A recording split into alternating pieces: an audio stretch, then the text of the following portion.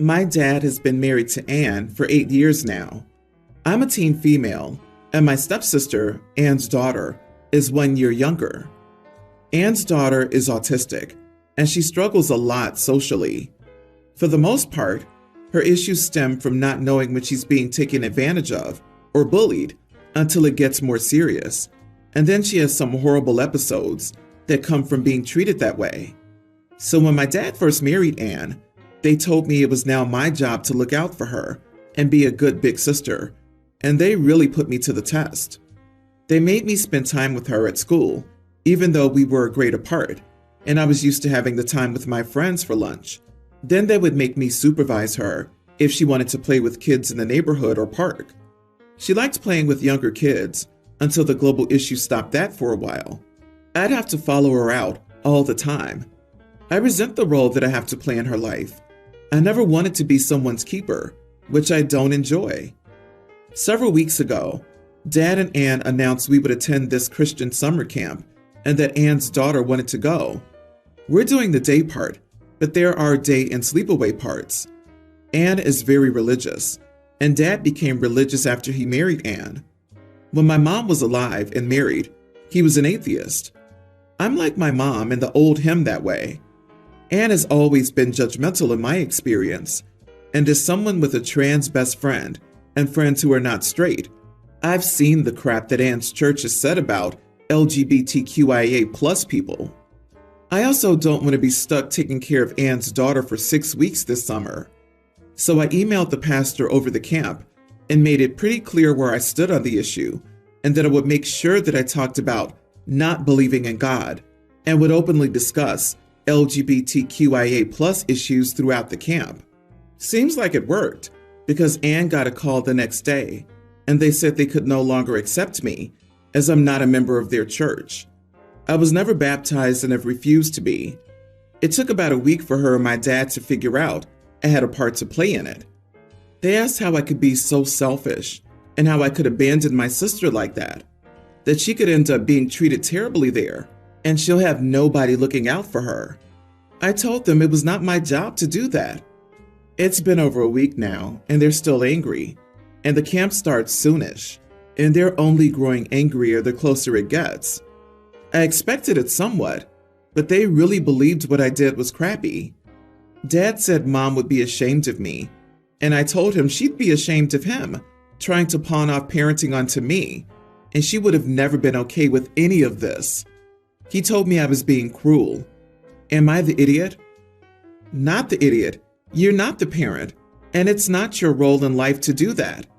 The fact you had to engineer a way out, rather than to be able to say, I'm not her parent, is what hurts most here. There's nothing wrong with them asking you to help them on occasion. This isn't that, though. They're making you be her babysitter, which isn't cool. Make it clear you are a kid and will not accept guardian responsibility. Also, stop hanging out with her at school, especially at lunch. You need to have time with your own friends. I'm used to it now. I remember having to cancel plans before because my dad and Anne were going someplace and hiring a babysitter. They didn't trust the sitter to watch Anne's daughter, so I had to cancel the plans I had established before my dad and Anne had theirs. Or my dad picked me up early from a friend's house because I needed to supervise Anne's daughter with kids. My dear, never get used to it. You're being used as a second parent, and that's not okay. I'm so sorry you're in this situation. If you can, talk to another family member or your school counselor. Also, as a last resort, you can report them to CPS. This sort of expected dependency will screw up your future come exam season, and that's totally unacceptable. On top of that, you didn't lie. You're not a church member and have no desire to participate in that camp or their beliefs. Yeah, the fact that they think their special needs daughter would be treated horribly at a Christian summer camp pretty much sums up my thoughts. Can they find an alternative day camp that she can go to for people with special needs? The poor stepsister has no fault, but it's OP's stepmother and father's job to find suitable accommodations and provide care. I hope OP can live independently ASAP. I've just proposed to my girlfriend of 1 year, Megan. She had a dust up with my sister, Roseanne, and when I defended her, my sister went off on me and told me off. Megan is really into skincare. I can't even count the amount of skincare stuff she has, but she looks great, so she's doing something right. She has a morning routine and a bedtime routine. She says they aren't complicated to me, but I'm a guy. My skincare is washing my face in the shower and before bed if I remember. I can't follow what Megan does, but it makes her happy, so I support it. Megan has tried to bond with Roseanne over skincare, but it's not working. According to Megan and Roseanne, Roseanne's skincare is lots of sleep, water, sunscreen, and no smoking, tanning, or makeup, ever. Megan was a bit shocked when Roseanne said that. She said that's no routine at all. The no makeup, even at her wedding, also threw Megan for a loop, but it's more about the skin for her. I honestly never thought about it before I met Megan. For Roseanne's birthday, Megan and I gave her a gift card to a Sephora store because they have a bunch of skincare stuff. We found out it's still unused, almost a year later. Twice Megan has left or dropped off a bag or basket of skincare products with a list of steps, and they're just gathering dust in Roseanne's bathroom. When Megan saw the first bag unused when we were visiting Roseanne, she tried again and left some stuff for Roseanne. This led to Roseanne telling Megan to shut up about skincare and telling her off. I defended Megan because she was just trying to do something nice, and Roseanne was an idiot to her. Roseanne told me off too. Megan said the first couple of times she met Roseanne, she listened when Megan talked about skincare. Roseanne also bought Megan some of her favorite stuff after stalking her social media. Roseanne doesn't even have social media. Megan was trying to do something nice for Roseanne. Roseanne said Megan couldn't take a hint. Roseanne was also mad because Megan didn't talk to my dad, brother, brother-in-law, or either of my grandfathers about skincare. Just her, the only woman in my family. But they're like me, and Megan knows that. Roseanne won't even talk to Megan now. She told me off too, and Megan was just trying to do something nice. Roseanne is 38, and Megan says women can't afford to be lax about skincare as they age. This applies to Megan too, which is why she takes such good care of her skin. I want Roseanne to apologize for telling Megan off, but she says I'm dreaming, and my dad and brother are trying to get me to forget it. I'm 35, Megan's 34, and Roseanne is 38, if it makes any difference. You are the idiot. Your fiancé is concerned about her looks and aging process, and she can't understand how any woman isn't. So rather than trying to be friendly with your sister and bond over mutual interest, she tries to force her into the same feminine mold she has. The best preventative aging product is sunscreen, and Rose is doing that. She's doing better than so many people. Being consistent with sunscreen is one of the most common issues I see on skincare forums. LOL, dude, there's no way in Hades you are this daft. Your fiancé is rude as can be, at worst, or as clueless as they come at best. How your sister manages her skin is her business, and hers alone. Megan should have taken the hint when she noticed the initial gift went unused. But nope, she doubled down and brought another unwanted gift for your sister, and then topped it off with a gift card to Sephora. Are you serious right now? Megan owes Rose a huge apology. For some reason, I feel like there's probably an MLM show going on, and my sister's tired of it. Sympathies to Roseanne. It must be hard to engage with someone who's decided your view is worthless because you don't follow a skincare routine.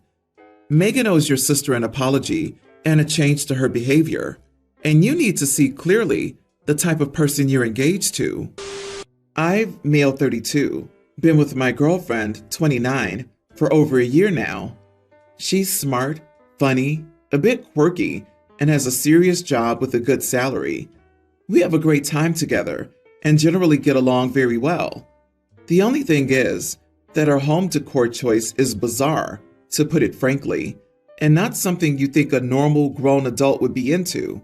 Her apartment is definitely a reflection of herself and her interest. Not in the best way, though.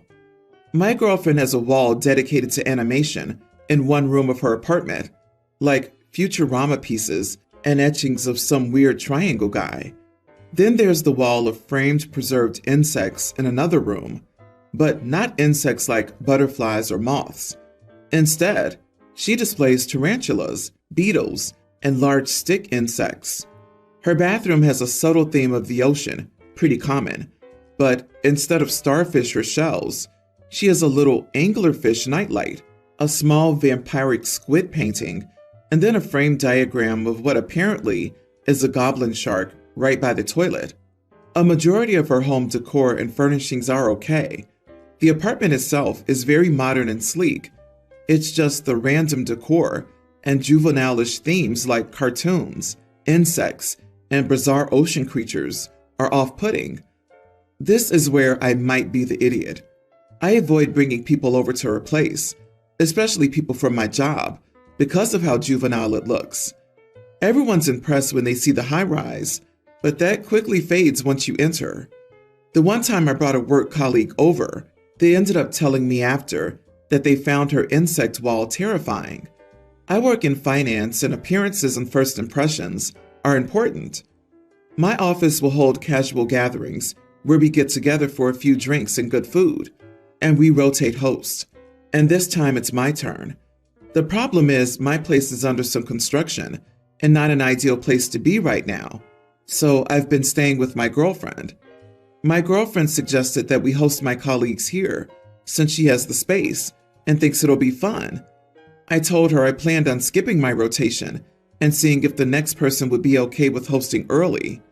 She kept pressing on why I didn't want them over here, and so I finally said it was because our home decor was strange and not something a grown woman would have, and also that her insect wall horrified the one colleague that did come over. My girlfriend got mad and said, "At the end of the day, it's not my space, and these things bring her joy." She also said that she's indeed an adult woman, which is exactly why her apartment is decorated in such a manner. I love my girlfriend, I do, and it's okay to have different interests, but does an adult really need to decorate with them besides a few things here and there? I mean, my own mother asked if my girlfriend was autistic after she saw the entire apartment for the first time. So, am I the idiot for telling my girlfriend her home decor is why I won't host a work gathering at her place? Info: what age children usually have preserved tarantulas and vampire squids as home decor? I think those might be expensive decorations for children to afford. Also, Futurama wasn't a kid's show. She's not childish. You just don't like her. She deserves someone more interesting and interested in her rather than shallow appearances and finance. You are the idiot, so you don't like her interest. You don't have to be judgmental about it. Your one and only experience bringing someone over, they were terrified of the insect display. So this one person and your own distaste have convinced you that everyone would be terrified? You don't need to bring your work colleagues over, but if you yourself look down on your girlfriend because of her interest and how she chooses to decorate, maybe you shouldn't be with her. Honestly, OP sounds like the only childish one here. Personally, I'm not too fond of live creepy crawlies, but that's because I don't want them on me. Creepy crawly exhibits of live or dead ones where they're behind glass? Endlessly fascinating. They're amazing creatures and deserve to be liked and loved. I just don't want them crawling next to my skin. Her apartment sounds amazing. I'd love to look around it and engage her in the conversation. Your girlfriend sounds cool. What's she doing with the finance bro? Having second thoughts? OP, if you are so embarrassed by her, why are you with her? Do you see yourself in her life with her in the future? Yeah, no, you don't really love her. If you did, you would rejoice in these fantastic examples of her quirkiness. She sounds great. Break up with her and let her find someone who will cherish her awesomeness, as you're too embarrassed by her passion.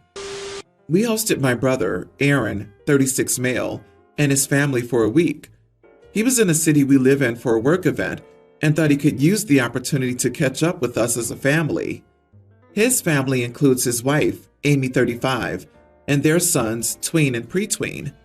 My wife, Juliet 34, and I, 32 female, live with our twins, preteen male and female, in a spacious house, so overall, we were thrilled to have them over.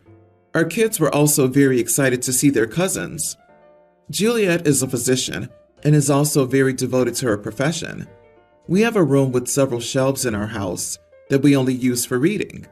Juliet still keeps many of her old textbooks and new books, journals, etc. there and gives them a read every other day. She prefers paper copies of most books. She adores her books and takes excellent care of them. Our kids often join her for these reading sessions, as do I. They bring their homework, I bring my laptop, and Juliet opens a book and her laptop simultaneously. She leaves her books on the table sometimes. Even though we haven't told them not to, our kids never touch her books or my laptop. While Aaron's family was with us, I was surprised by how uncontrollable my nephews were.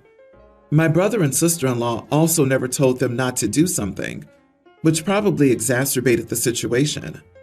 On the last day they were with us, they went as far as using markers and drawing over some pictures in Juliet's books. She asked our nephews if they had done it, and they proudly announced that they had, and also asked if they had done a good job. Juliet was absolutely furious and disappointed, but didn't say anything other than, "Those aren't coloring books, and you shouldn't touch other people's belongings without asking first." She asked me to talk to my brother about this. I told Aaron about the incident and said it was clear his kids have no sense of discipline. He accused me of raising my kids like they were in the military and said that doing things like this was part of a normal childhood. The argument escalated from there and got very bad. We now still don't talk the way we used to. It has me thinking if we were overreacting. Am I the idiot? I may be wrong because they're kids and boys, and I may be exaggerating. Not the idiot. A 1, 2, or maybe a 3-year-old would use markers to color in adult books. Kids their age attend school and most certainly know better than to mark up adult books with a marker. I'm certain the school nor the parents allow them to destroy textbooks or their parents' books without any consequences. Therefore, given their ages, it seems highly probable that they deliberately destroyed your wife's books with full knowledge that it was wrong, either as a prank or because they don't like your wife, or because they've heard their parents saying negative things about her reading room or her books and thought their parents would think it was funny. In my opinion, there is zero chance that they didn't deliberately choose to destroy her books, knowing it was wrong, and your brother's teaching his kids to be no more accountable for their actions than he was willing to be. You're not overreacting. They damaged your property and face no consequences, and your brother tried to deflect away from it with the boys will be boys argument. If I were in your shoes, I probably wouldn't allow them back until it's addressed. You have no reason to believe that your possessions will be safe and respected when they're present. Absolutely, I wouldn't have dreamed of behaving this way at their age, and I had a very lax upbringing. The trouble is, once they grow up, they'll still be disrespectful gits, just not tiny and cute anymore. Just send your brother the bill for replacing all those books. Medical textbooks and journals cost a bomb. Once your brother realizes that his parenting style has real-world consequences for both himself and his brats, they're all going to learn a lesson in social etiquette. Put a lien on your brother for the cost till he repays it all.